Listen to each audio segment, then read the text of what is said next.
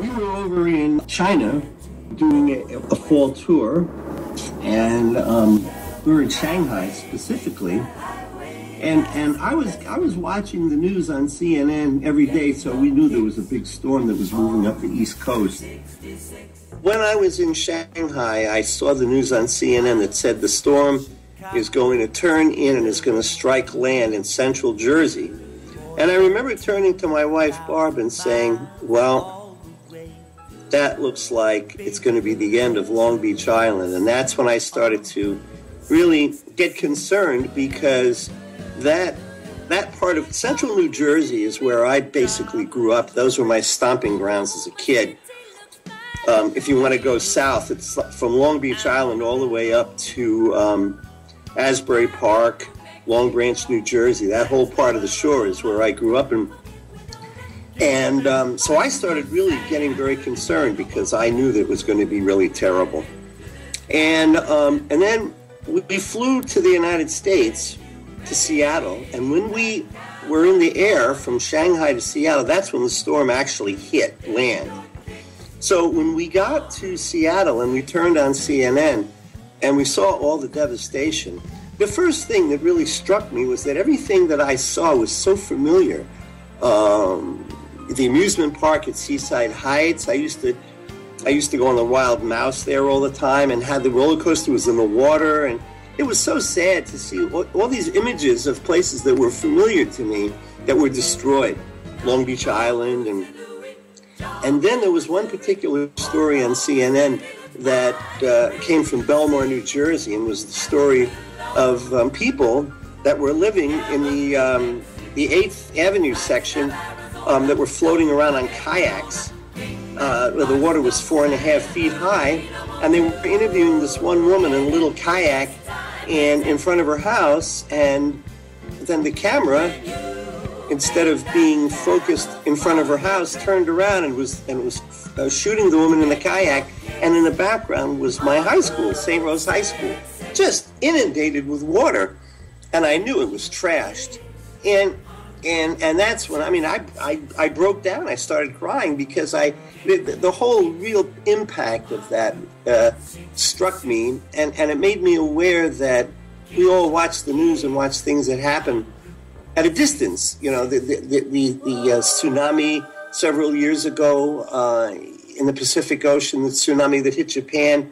We read about this stuff, and maybe we can recall certain things, like I could recall the beach at Phuket. I was there 10 or 12 years ago, so I know what it looked like.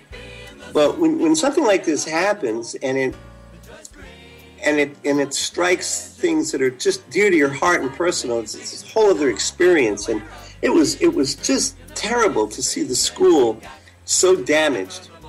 And when I mentioned it to my partners, they said, "Well, why don't we do a benefit for your high school?" Because I'm not the kind of person that would really turn around and ask them.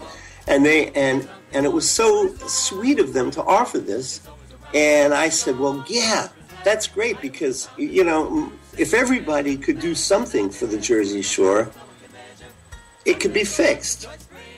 And so that's how we got onto this project of restoring the music department. It just came out of conversations that evolved out of, I guess, my experience in seeing what happened to the school, and the willingness of my partners to help pitch in.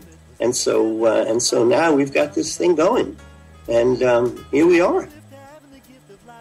When I contacted the school and we started talking about the damage, I had spoken with Father Arnister, who's the pastor, and he told me his experience of being in the rectory and going to bed that night and waking up in the morning and looking out and seeing everything about 7 in the morning, and how he had slept through it, and just all the flooding and the devastation. And then I asked, I don't remember if it was Father Ed or someone at the school, about cleaning up, and they said, well, it's going to cost about $1 million, because they're going to have to remove all the mold from the in the old building on the basement floor, and in the 2 new buildings on the first floor. And they said the thing that was really weird was when the workers came in and started cleaning, one of the guys noticed this big turtle went swimming by him while they were trying to pump the water out. And they said eventually, when they were done, they cleaned out 800 pounds of dead fish and 17 sea turtles, and they took 16 of them back to the sea, which is only about 4 or 5 blocks from the school. And that was the whole point. That's what destroyed everything, was the surge coming in from the sea. They returned the turtles to the sea, and they kept one as a pet. So that was the extent of the damage. In the pictures, I mean, you see the water line in the buildings, and it's just a mess. I mean, it's a real mess.